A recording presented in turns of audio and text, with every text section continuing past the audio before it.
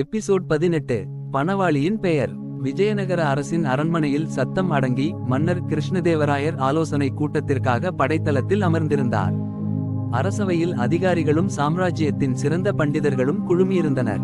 அப்போது மன்னர் ஒரு புதிரை அரசவைக்கு முன்வைத்தார். எங்கள் சாம்ராஜ்யத்தில் உலாவரும் நாணயங்களுக்கு நாம் என்ன பெயரை வைத்தால் சரியாக இருக்கும்? அரசவையில் ஆச்சரியம்.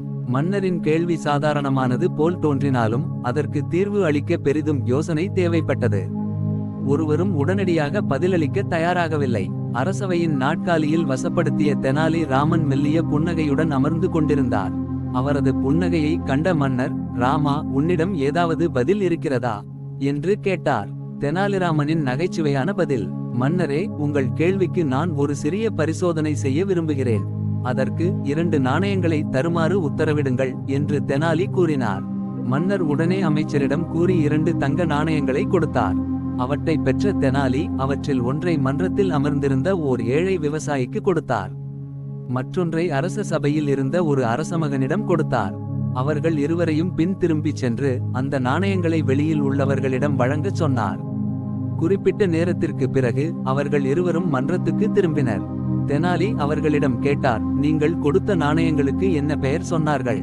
விவசாயி கூறினான், அந்த நாணயத்தை பார்த்தவர்கள் கடினமாக உழைத்து சம்பாதிக்கப்பட்டது என்றார்கள். அரசமகன் சொன்னான், என்னிடம் இருந்த நாணயத்தை அவர்கள் அரசனின் கொடையளிப்பு என்று கூறினார்கள். தெனாலி இதை கேட்டதும் மெல்லிய சிரிப்புடன் மன்னரிடம் திரும்பி, மன்னரே, நாணயத்திற்கு நீங்கள் ஒரு பெயரை வைத்தாலும் அது தங்கள் பணி மற்றும் நோக்கத்தின் அடிப்படையில் பெயர் பெறுகிறது. அதனால் நாணயத்தின் பெயர் அதன் பயனில் தான் உள்ளது என்று கூறினார். சாதனை முடிவு. அரசவையில் அனைவரும் இந்த சொல்லின் ஆழத்திற்கும் தெனாலியின் நகைச்சுவையான அணுகுமுறைக்கும் மகிழ்ந்தனர். மன்னர் ராயரும் சிரித்துக்கொண்டு, ராமா, நாணயத்தின் உண்மையான பெயரை அறிய ஒரே சந்தர்ப்பமாக இருக்கிறாய். இதுவே என் அரசவையின் சிறப்பு என்று பாராட்டினார். அந்த நாள் முதல் விஜயநகரத்தில் நாணயங்களுக்கு பெயரிடும்போது அவற்றின் பண்பையும் பயனையும் முன்னிட்டு யோசனை செய்யத் தொடங்கினர். தெனாலியின் நகைச்சுவை உண்மை அறிவுக்கு மற்றொரு உதாரணமாக மாறியது. முடிவுரை.